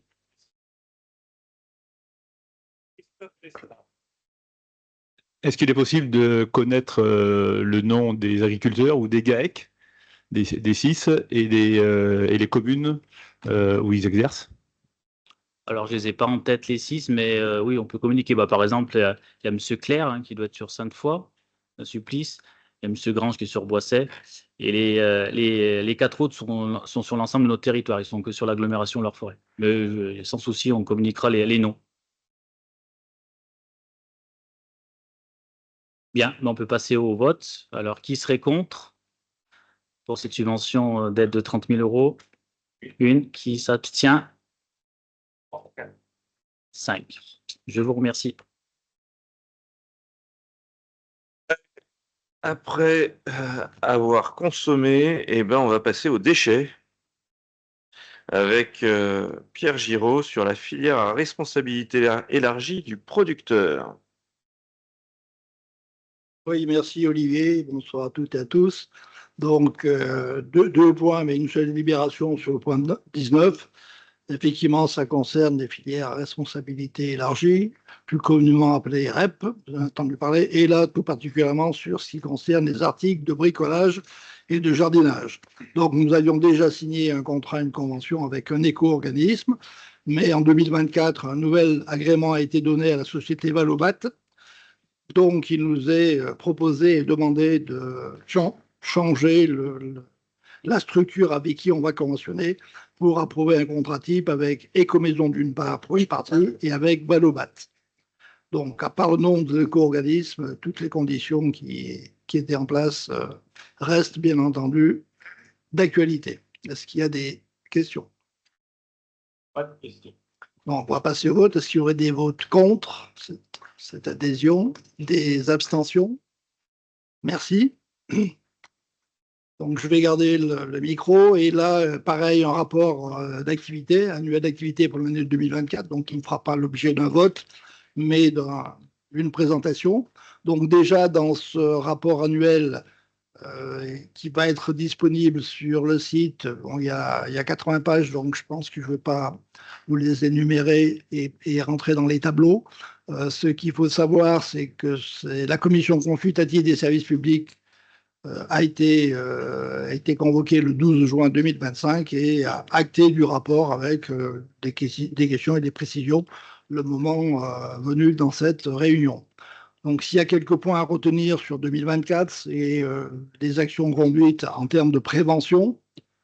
Donc, vous savez que c'est un sujet sur lequel on essaie d'être performant. Donc, c'est à peu près 1400 personnes qui ont été sensibilisées. Alors, sensibiliser à la réduction des déchets, parce que c'est par là qu'il faut commencer si on veut gagner le pari du traitement. C'est effectivement de les réduire. Et bien entendu, donc dans cette prévention et sensibilisation, ça se fait surtout en intervention auprès des scolaires. Après, des relations usagers, pour que vous ayez quelques chiffres, relations usagers, c'est des appels qu'on peut avoir, donc un peu plus de 10 000 appels recensés. Des courriels maintenant, parce que c'est aussi facile, donc c'est un peu plus de 7 000 l'an dernier. Et sur le site Internet, on a recensé à peu près sur la compétence déchets 200 000 consultations. Alors, il est évident que l'année 2024 a suscité un peu plus d'échange avec la relation usager, puisque vous savez que ça a été l'année où on a commencé le déploiement des nouveaux containers pour la mise en place de la TOMI. Les déchetteries, il y en a maintenant 6, mais en 2024, il y en avait 5. Donc sur les 5 déchetteries, on a recensé plus de 400 000 entrées. Je parle bien de 400 000 entrées, donc vous imaginez ce que ça peut représenter. Et sur ces 400 000 entrées, il y en a pratiquement la moitié qui concerne celle de Savigneux. Après, en termes de collecte, il nous reste, je vous donnerai quelques chiffres si vous voulez après, mais c'est près de 20 000 tonnes d'ordures ménagères résiduelles. Donc, qu'est-ce que c'est le résiduel? Eh bien, c'est la poubelle grise qui, aujourd'hui, part systématiquement en enfouissement. On était encore à plus de 19 000 tonnes sur notre territoire sur l'année 2024. Alors, quelques chiffres rapides pour ne pas plomber la soirée. Aujourd'hui, ça représente tout déchet confondu, que ce soit les collectes sélectives et tout, on est à près de 600 kilos par habitant. Je parle bien de par habitant encore. On était à 650 en 2019. Donc, certes, il y a une baisse globale sur l'ensemble des déchets. Après, ce qu'il faut regarder, c'est des ratios sur les collectes. Donc, on va dire que ceux qui partent en enfouissement, c'est 265 kilos par habitant. Ça a baissé, ça baisse régulièrement, et notamment depuis les extensions de consignes de tri. Donc, c'est plutôt une bonne chose et une bonne tendance. En revanche, les déchetteries, ça représente plus de 50% du total des 600 kilos, puisque c'est 55%. Donc, voilà ce que je peux vous dire en quelques mots par rapport aux déchets. Je vous conseille, si vous le souhaitez, de télécharger, bien entendu, le rapport annuel. Vous y trouverez tous les tableaux et beaucoup de réponses sans doute à vos questions, en sachant que, bien, ça n'a échappé à personne, on est encore au milieu du gué avec la mise en place de la TOMI, et 2025 sera sans doute une année aussi très chargée en relations usagers. Voilà. Et elle l'est déjà. Est-ce que vous avez des remarques? Oui. Oui, une remarque. J'ai trouvé très intéressant la lecture de ce document qui est bien fait, mais j'ai une remarque quand même sur la distribution des bacs. Sur la commune, on a reçu dernièrement un courrier où il reste un peu plus de 10% des bacs à distribuer sur la commune. Moi, ce qui me gêne, c'est qu'on avait voté un budget de, il me semble, 1,2 million. Alors, j'ai le chiffre de mémoire, mais voilà. Je me rappelle être le seul à avoir voté contre. Et par rapport à ça, je trouve que c'est dommage que on demande aux communes de remplir les fichiers pour savoir les adresses des administrés. Il me semble que l'agglomération a les factures d'eau, les factures d'assainissement et la taxe des ordures ménagères. Et je trouve que le résultat entre le montant voté et que la distribution ne soit pas finalisée me laisse perplexe sur l'exécution qui a été faite par l'entreprise. La remarque est entendue. Je ferai simplement une petite réflexion par rapport à ça. Vous vous en souvenez, pour certains, ce marché, nous avons dû il a été relancé à un moment donné, puisqu'on n'avait que 2 solutions, avec un écart de prix qui était du simple au double. Et aujourd'hui, rétrospectivement, on peut mesurer que la tâche était sans doute beaucoup plus complexe qu'il n'y paraît, et aux yeux de certains d'entre nous, parce que la liste des containers restant distribués, toutes les communes l'ont eu. Et effectivement, ça a suscité un certain nombre de remarques. On essaie de trouver des solutions pour accompagner les communes. Dans certaines communes, pour les plus petites, quand on est à une trentaine de containers à distribuer, on arrive à s'en sortir seul. Quand on est au-delà de 200, ça peut poser quelques problèmes, mais on est là pour accompagner les communes. Donc, sur le prix du marché, à mon avis, celui qui a été signé, peut-être que le titulaire du marché a sûrement même d'ailleurs sous-estimé la charge de travail. Ça, c'est le premier point. Le deuxième point, on est parti d'une base de données qui était une base de données de la DGFiP et qui concernait les propriétés bâties. Et vous savez tous, quand on est maire, que sur le foncier bâti, on peut trouver des hangars, des granges, des choses qui ne sont pas des habitations. Et au fond de tout ça, un livreur de poubelles, on va dire, a quelques difficultés quelquefois à faire la part des choses et à trouver. Donc, effectivement, cette distribution, elle reste encore problématique et je vous promets que tous les services de l'AGLO sont sensibilisés à ça. Si vous avez des vraies difficultés dans vos communes, vous faites la distribution. On est tout à fait à l'écoute pour vous accompagner pour terminer cette distribution, mais c'est inévitable. S'il n'y a pas d'autres questions, bien, vous prenez acte du rapport et je vous remercie. Merci Pierre. Le sujet suivant concerne une convention de gestion de services et d'équipement entre l'LFA et les communes de Saint-Maurice-en-Gourgois, Saint-Nizier-de-Fornas et Rosier-Côte-d'Orec. Et je passe la parole à François Forcher. Oui, bonsoir. Donc, une convention qui a pour but que les enfants donc des communes autour de Saint-Bonnet puissent continuer à bénéficier des services au même titre que les habitants de Loire-Forêt, en sachant que les communes vont participer au coût réel du service. Voilà, ils ont souhaité continuer cette convention pour que leurs enfants puissent bénéficier de ces services-là. Est-ce qu'il y a des questions sur le sujet ? Pas de questions, on va passer au vote. Qui est contre? Qui s'abstient? Eh bien, merci. Merci François. Le sujet suivant, on va dans les sujets qui concernent l'habitat avec Valérie Gutfard qui commencera par le bilan annuel du programme local de l'habitat.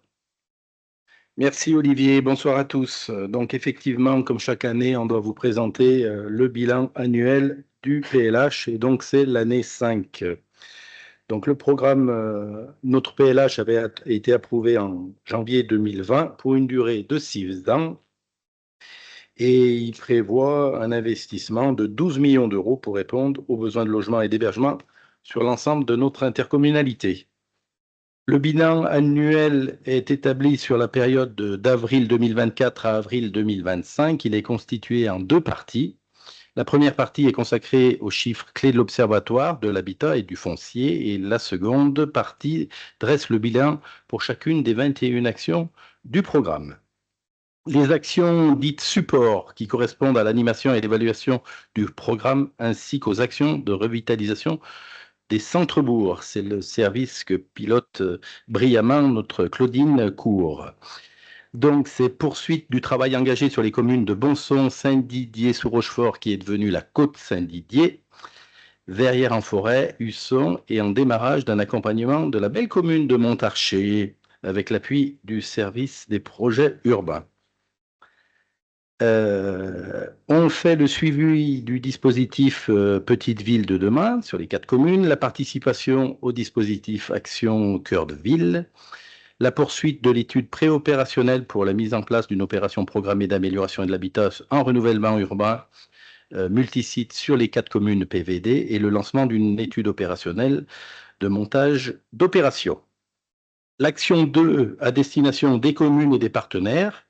Donc sur cette 5e année, 643 logements sociaux publics ont été financés, 101 en acquisition-amélioration et 542 en construction neuve, pour un montant total de 2 400 000 euros. 14 projets communaux, réhabilitation ou la création de logements ont été accompagnés, ce qui représente 24 logements concernés. L'action 3, donc c'est l'action à destination des ménages, en amélioration du parc privé. 928 projets d'amélioration en parc privé ont pu être soutenus dans le cadre du programme d'intérêt général Notre PIG que pilote Solia pour les ménages les plus modestes, pour un montant d'1 400 000 euros.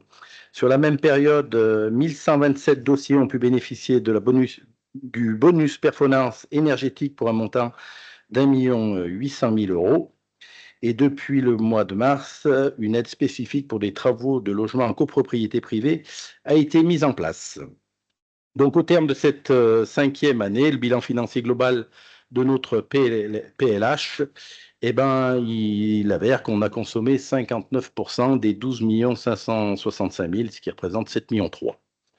Voilà, donc il fonctionne plutôt pas mal. On a la chance d'avoir un service assez réactif et on passe régulièrement des avenants pour être au plus près de la réalité en matière d'habitat et aux besoins des communes aussi. Donc voilà, il est demandé de bien vouloir approuver le bilan annuel du PLH et d'autoriser le président à signer toutes les pièces administratives et techniques. Y a-t-il des questions?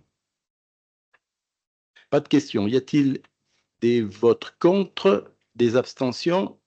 Je vous remercie. Le point suivant, eh ben, comme je vous ai dit, c'est 2020-2026 et ça arrive très vite 2026. On le voit déjà. Hein, on est le 23 juin ou 24, je ne sais plus, mais voilà. Ça approche, on a déjà fait la moitié de l'année. Donc 2020-2026, on ne peut pas rester orphelin sans PLH, donc on vous demande de pouvoir proroger celui-ci. En vertu donc des dispositifs du Code de la construction et de l'habitation, le CCH, Loire-Forêt dispose de la faculté de proroger, après accord des représentants de l'État dans le département, la validité de son PLH pour une durée de 2 ans maximum. Une telle prorogation est sollicitée sur les motifs suivants. Voilà, c'est bien 2020-2026, hein, c'est pas 2000-2026. Il n'a pas duré 2 ans sur la note, hein, c'est une petite erreur. L'élaboration, donc, qu'est-ce qui motive cette prorogation? C'est l'élaboration d'un nouveau PLH nécessite de s'appuyer sur un diagnostic global portant sur toute la durée du PLH, de disposer d'un temps suffisant pour mener les études, et le délai nécessaire de l'élaboration d'un nouveau PLH est de l'ordre de 18 à 24 mois, et permettre à la prochaine gouvernance en 2026 de se positionner sur la nouvelle politique en faveur de l'habitat. Effectivement, mars 2026, il y a des élections, un nouvel exécutif, donc ça sera bien le prochain exécutif qui devra se plonger à fond dans ce 3e PLH. La prorogation est ainsi sollicitée pour objectif de maintenir le caractère exécutoire du PLH actuel et ainsi de préserver ses effets, assurer une continuité des actions entre l'actuel et le prochain PLH et préserver le maintien des aides financières qui en découlent sur le territoire communautaire. Vous avez vu qu'on avait encore un peu de gras, donc ça nous permettra de tenir les 2 ans supplémentaires.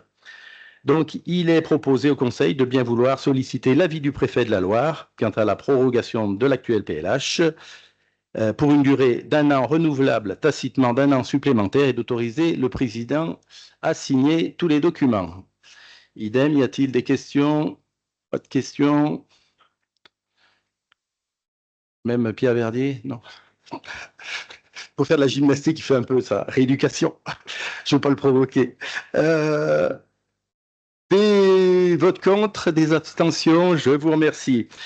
Comme vous avez voté à l'unanimité, donc le point 24, c'est la continuité, c'est le lancement d'un nouveau PLH, donc pour la période 2026-2032.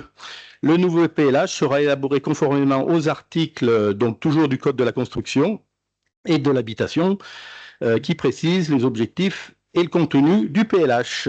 Donc, selon la CCH, le PLH contient 3 documents donnant lieu à chacun une phase d'élaboration, un diagnostic toujours, relatif au fonctionnement du marché local, du logement et aux conditions d'habitation, et un document d'orientation, et un programme d'action thématique et territorialisé. Conformément donc toujours à ce code du CCH, on doit définir la liste des personnes morales associées à l'élaboration du programme. Il est donc proposé d'associer les différentes instances de pilotage et de suivi aux différents groupes de travail partenarial qui se réunissent durant les différentes phases de l'élaboration du PLH. Les personnes morales suivantes, donc bien sûr notre partenaire l'État, le conseil régional, départemental, vous, les communes membres, le SCOT, les bailleurs sociaux et régionaux, donc Action Logement, la Caisse des dépôts et des consignations, la Caisse d'allocation familiale, l'ANA, l'ADEME, l'ALEC, les représentants professionnels de l'immobilier, la Chambre départementale des notaires, la Chambre départementale des agents immobiliers, les associations représentatives, l'Union départementale et l'Union régionale des foyers des jeunes travailleurs, etc., etc. On en a peut-être oublié, mais ils viendront compléter la liste. L'élaboration d'un PLH offre l'opportunité d'associer un grand nombre d'acteurs travaillant sur la thématique de l'habitat, du logement ou encore du foncier. Elle permet d'articuler l'ensemble des politiques sectorielles de l'habitat, telles que les actions en faveur du logement des personnes défavorisées, la stratégie de renouvellement urbain, l'interaction entre le parc public et privé et encore le développement d'une offre nouvelle adaptée aux besoins donc, du PLU, de l'orientation d'aménagement des secteurs de mixité sociale. Donc, il est proposé d'externaliser l'élaboration du deuxième PLH de Loire-Forêt Agglomération.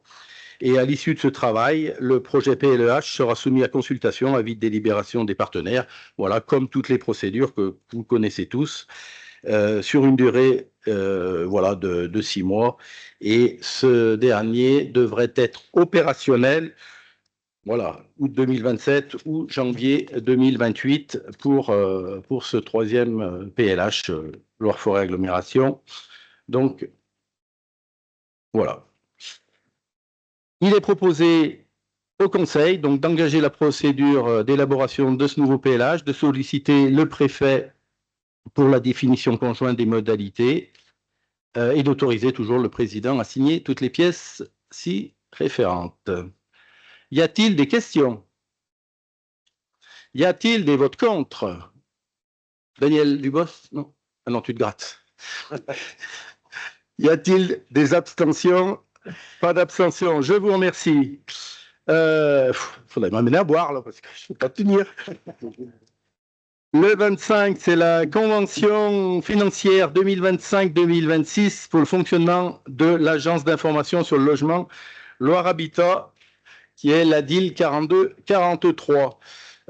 C'est une convention qu'on renouvelle et notre cotisation est de l'ordre de, est de 22 centimes par habitant pour un montant de 25 410 €. La DIL, n'hésitez pas à faire connaître auprès de vos administrés ou même les solliciter. Ils ont des juristes au niveau de l'habitat qui sont très performants et très intéressants. Voilà, donc je vous propose d'approuver la convention triennale de participation financière pour la DIL Loire-Haute-Loire et d'autoriser toujours notre président à signer. Y a-t-il des questions?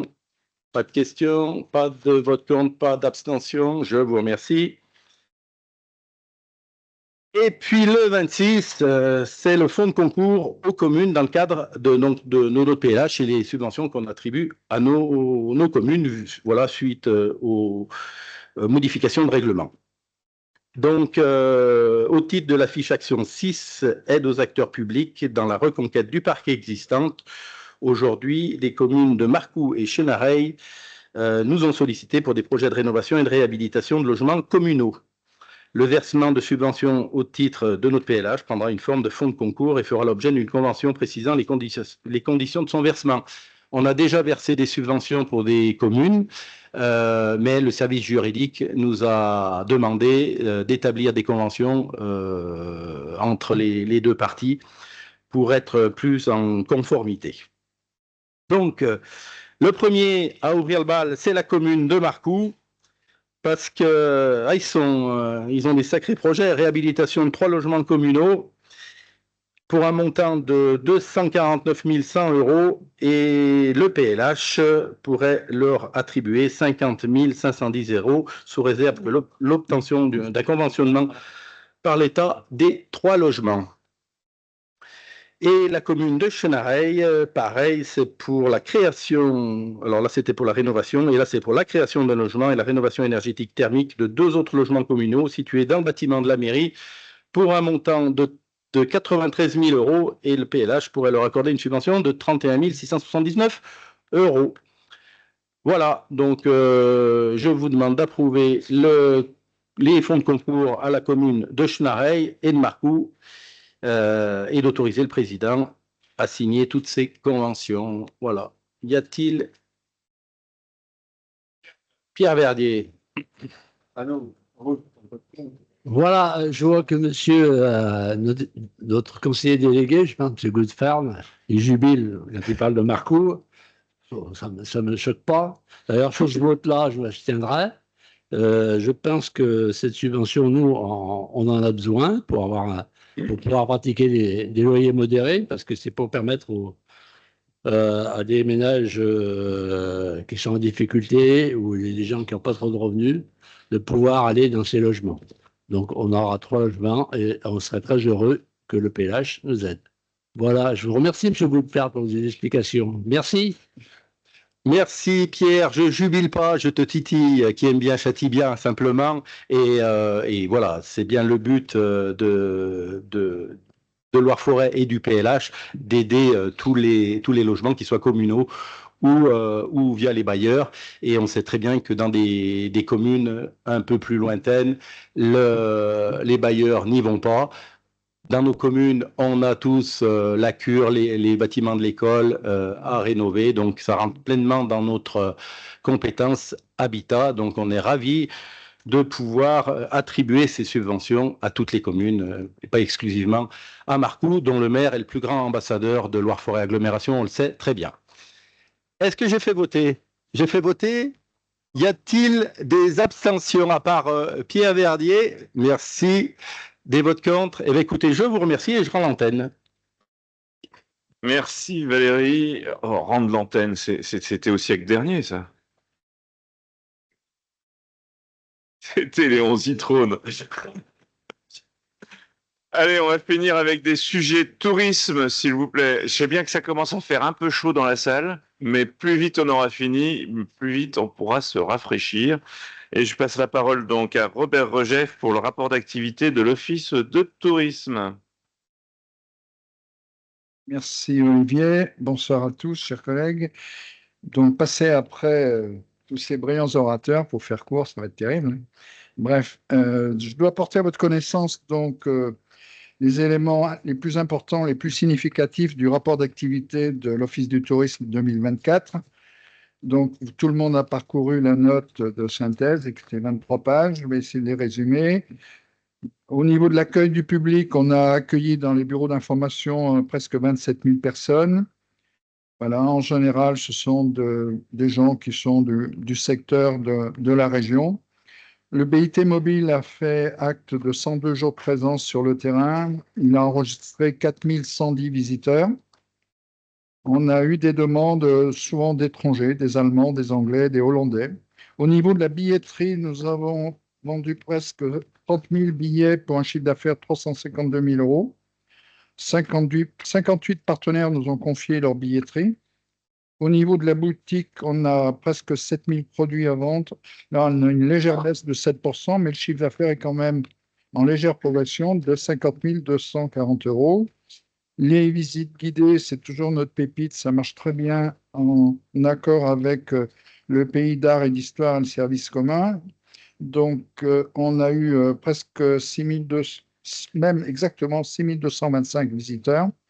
On a 7 nouvelles visites proposées dans les forteresses de Cousan nocturne d'été, c'est super, et des assises aussi à la cour d'assises de Montbrison.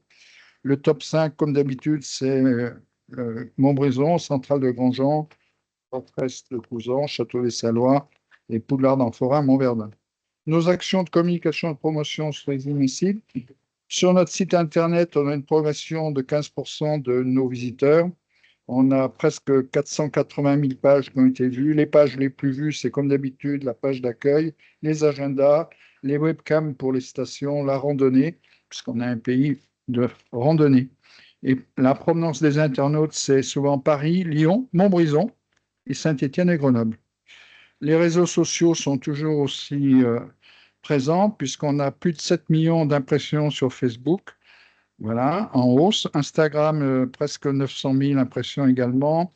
Nous avons 63 newsletters en numérique qui sont envoyés selon 6 thématiques, événements, rando, outdoor, patrimoine. Et on a un taux d'ouverture de 18 à 34%, ce qui en termes de rendement numérique est relativement élevé. Les actions de promotion, c'est comme d'habitude en partenariat avec la région et le département, ou seul parfois. C'est le salon des vacances à Bruxelles, l'agriculture, la rando à Lyon, le Rock Azur à Fréjus pour les amateurs de VTT, tout ce qu'on fait pour l'accueil des blogueurs, des influenceurs, comme on dit aujourd'hui, les vidéos de promotion pour le VTT, les encarts presse et bien entendu toutes les éditions Rendez-vous en forêt. La commercialisation groupe, on a vendu presque 12 000 unités. Voilà, c'est stable par rapport à 2023, donc presque 8000 adultes. On a fait 314 contrats pour 178 000 euros. Voilà. Le réseau des partenaires sur lequel on fait des actions très fortes, je dirais, de partenariat. Nous avons 187 sociaux. Nous avons 60 organisateurs de manifestations. Voilà. Quelques chiffres économiques. Nous avons eu 16 millions d'excursionnistes sur notre territoire, dont 2 500 000 étrangers. Nous avons 1 148 000 nuitées marchandes ou non marchandes. Alors, ce sont des chiffres qui sont impressionnants, mais pour votre information, le 1 million de nuitées au niveau de la région Rhône-Alpes, c'est 287 millions. D'accord? Alors, ce sont des calculs, je ne vais pas entrer dans les détails, mais que vous compreniez, c'est que chaque fois que vous avez votre portable, Orange a un système qui est en train de relever, je dirais, le tracing, etc. Donc, c'est quelque chose qui est partagé par tous les professionnels du secteur. Donc, ce sont des stats qui ont une valeur puisqu'elles sont identiques. Mais au niveau de la Loire, on a lancé une étude avec le département et tous les offices de tourisme pour rentrer beaucoup plus en détail. Et cette étude a commencé au mois de mai, elle se terminera en février 2026 et ça nous permettra d'avoir des enquêtes beaucoup plus précises et chiffrées par catégorie, par enjeu, etc. Qu'est-ce que je peux dire d'autre? Si une chose importante, c'est que la durée moyenne du séjour sur notre territoire, c'est à peine 3 jours, c'est 2 jours 86, on dirait Coluche. Voilà, et le chiffre important à retenir, s'il n'y en avait qu'un, c'est l'évolution de la taxe de séjour, puisqu'on est passé de 164 460 euros en 2023 à 230 224 en 2024. Voilà, 230 000 euros en 2024. Quelques informations sur les actions de promotion aussi qui sont nouvelles. En partage et en mutualisation avec l'Office de tourisme de la Loire et le Rouennais, on a l'action sur la communication sur la route des vins. Donc ça, c'est un coût de 51 509 euros partagé entre Roanne Agglo, Loire Tourisme et Forest. D'ailleurs, notre quote-part, c'est 15 000 euros. Pareil sur la destination Grand Air, sur le budget communication qui est partagé par tous les offices de tourisme. Notre quote-part, c'est 21 450 euros TTC par office de tourisme sur un budget de 85 800 euros. Quelques informations. Nous avons lancé une campagne de notoriété dans les gares de Lyon, Saint-Étienne, Bourg-en-Bresse, Mâcon, Vienne, la première semaine de juillet de cette année, sur une diffusion sur 120 écrans digitaux. Voilà. Donc, si vous traversez ces gares, vous aurez la possibilité de voir ces belles images de notre territoire. Voilà. Donc ça, y a-t-il des questions sur ce rapport? J'espère pas trop long. S'il n'y a pas de questions, c'était ça. Si, pardon.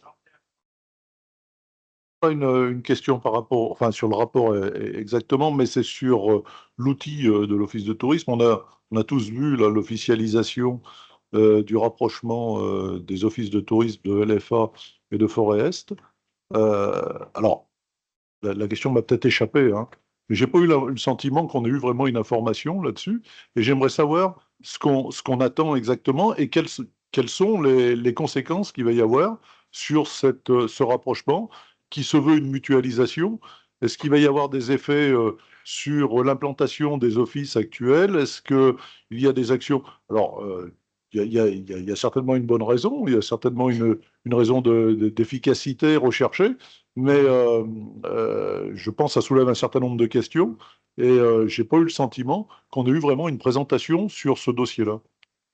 Non, mais bon, je vais quand même répondre à vos attentes parce que je pense que beaucoup de gens se posent la même question. C'était une annonce, je dirais, pour annoncer, je dirais, la démarche qui sera effective donc au 1er janvier 2026. Et ça correspond à un objectif de concrétiser en fait une relation de travail qui est opérationnelle depuis beaucoup d'années, et en particulier Rendez-vous en forêt, que vous connaissez. C'est un travail commun entre les 2 offices de tourisme. Voilà. Et à travers tout ce qu'on a pu vous expliquer sur l'évolution des attentes des touristes, des utilisateurs, le fait qu'on a de plus en plus d'outils qui sont dématérialisés, on avait des enjeux de réorganisation et d'accompagnement, en particulier des socio-professionnels. Donc, on a un travail qui est commun, qui est dupliqué. Voilà. Donc, au-delà de cet aspect de mutualisation, ce qui est recherché, c'est la notoriété donc, du forêt, puisqu'on a vu que la marque Rendez-vous en forêt, je dirais, ça parlait à tout le monde, d'ailleurs. D'ailleurs, je fais une parenthèse. Quand les gens font des commentaires sur l'article dont vous parlez, ils disent, mais pourquoi ce n'était pas fait? Ça aurait dû être fait depuis longtemps. En fait, c'est pour pouvoir, au niveau de la notoriété de l'Office de tourisme, il va y avoir le Rouennais, le Pilat et le Stéphanois, et au milieu, le Forêt, qui commence donc sur les monts du Lyonnais, et qui se termine vers les monts d'Auvergne. C'est ça l'idée principale. Voilà. Donc, c'est la suite logique d'une collaboration qui a déjà démarré en 2006 et qui s'est concrétisée les 3 dernières années avec Rendez-vous en forêt. Donc, la mutualisation, ce n'est pas tout à fait le bon terme. Ce serait plutôt la mise en place d'un projet commun pour continuer à développer le forêt tourisme. Voilà, et j'ai bien répondu.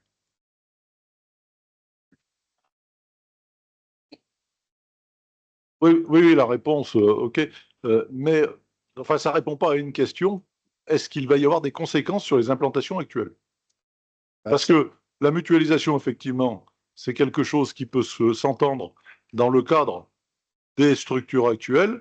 La restructuration, en fait, dans le cadre du rapprochement des deux, ça pose d'autres questions. Donc, et c'est ces questions-là qui émergent aujourd'hui. Non, ce n'est pas une restructuration. D'accord. Ce n'est pas une restructuration. D'accord. C'est un projet commun qui fait aujourd'hui pour aller plus loin, d'accord, puisqu'on a des actions communes, il y a un aspect juridique. Voilà, je ne vais pas rentrer dans les détails, mais bon, on en reparlera lorsque ça sera mis en place.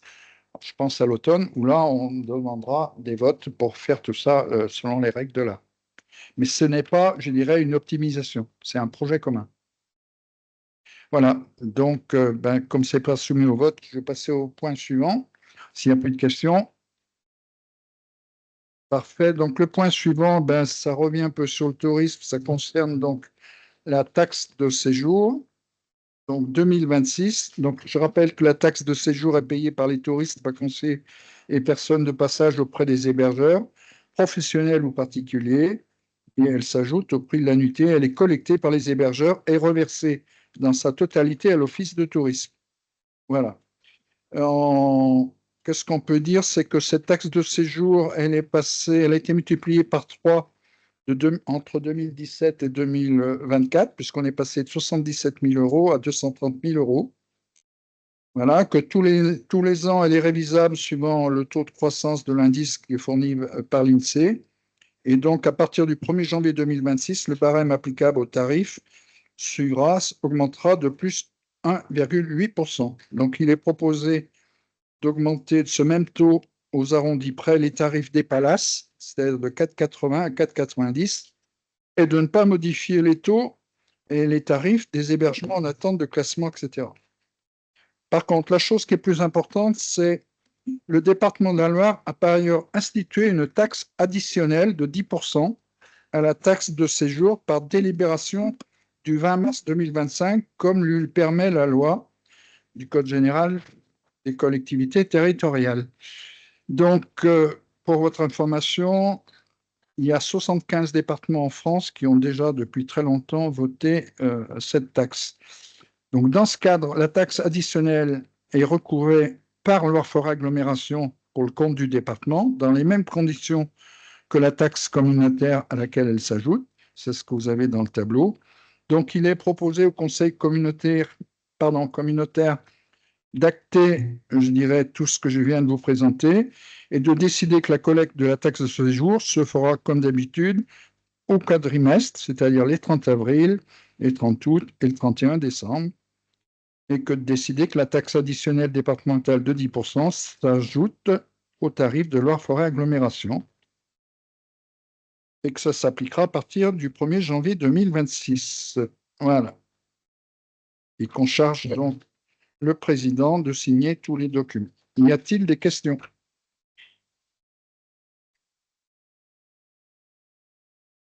C'est juste une remarque. La taxe additionnelle sur l'hôtel de tourisme 2 étoiles, il y a une erreur sur le tableau, c'est 0,09 et pas 0,9. Ok. Bon, donc, il ne faut pas donner trop d'argent au département. Parfait. Merci beaucoup. Il y a toujours des coquilles qui se glissent, effectivement. Oui, une remarque et une question, là. Alors, je vais passer par la question sérieuse au départ. C'est dire, est-ce qu'il sera bien mentionné qu'il y a la part intercommunale et la part départementale lors de l'affichage de la taxe de séjour? Ça me fait penser à la taxe communale et la taxe du département, où c'est tout fusionné, quel que soit ce que vote la commune. Donc, c'est pour la lisibilité. Et ma deuxième remarque, elle fait plus sourire, mais comme on est en fin de conseil, on peut. Je suis surpris que nous augmentions les palaces. Je me dis, je suis pas sûr qu'on en ait, et je me dis, quel est l'objectif d'augmenter les palaces alors qu'on n'augmente pas le reste? Voilà. Donc la première question, c'est non, il n'y aura pas de distinguo sur les tarifs. Et sur le classement, la notion de palace, c'est un classement, c'est une catégorie, quoi. Et c'était légèrement en retard les autres années. Et il n'y en a pas. Ouais. S'il n'y a pas d'autres questions, qui est contre? Qui s'abstient? Merci pour l'unanimité. Dernier point et après on vous libère. Non? Non, le président. Ah bon, parfait. Alors, le point numéro 29, donc, c'est le fonds de concours petite randonnée pédestre 2025. C'est le même que celui de 2024 pour ceux qui ont de la mémoire. Donc, on le reconduit. Il est doté, je dirais, d'une enveloppe de 20 000 €. Voilà. Les objectifs de ce fonds à l'échelle du territoire communautaire sont le développement de l'offre petite randonnée pédestre, puisque vous savez qu'on a beaucoup de chemins de randonnée, des PR, des GR, etc., qu'on est un pays de randonnée. Si vous allez sur le site de la région et vous tapez Pro Tourisme, vous verrez tous les éléments et ça vous confortera que l'activité outdoor sur notre territoire représente la majorité de son activité. Les dépenses éligibles, donc, sur le fonds de concours, financent les dépenses, bien entendu, d'investissement, d'information du guidage des pratiques sur site, des équipements, aménagements spécifiques. Le montant minimal des dépenses éligibles est fixé à 1 500 €. Il y a une coquille, ce n'est pas 2 000. La subvention maximale est toujours par projet de 5 000 € pour un coût total de dépenses plafonnées à 10 000 €. Et le taux d'intervention de la forêt, comme d'habitude, est limité à 50%, conformément au principe selon lequel le montant du fonds de concours, etc. Les critères de sélection, on a fait quelques petites modifs. Rien de changé sur le caractère complet, sur la pérennité de la pratique, sur le développement durable, etc. Par contre, on a essayé d'aller un peu plus loin sur l'attractivité touristique et rayonnement local pour valoriser le patrimoine naturel, culturel.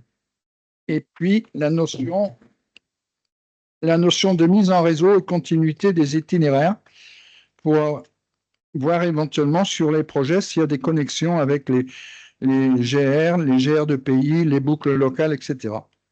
Voilà. Donc, il est donc proposé, je rappelle pour votre information, que l'année dernière, on avait eu 8 communes qui avaient profité de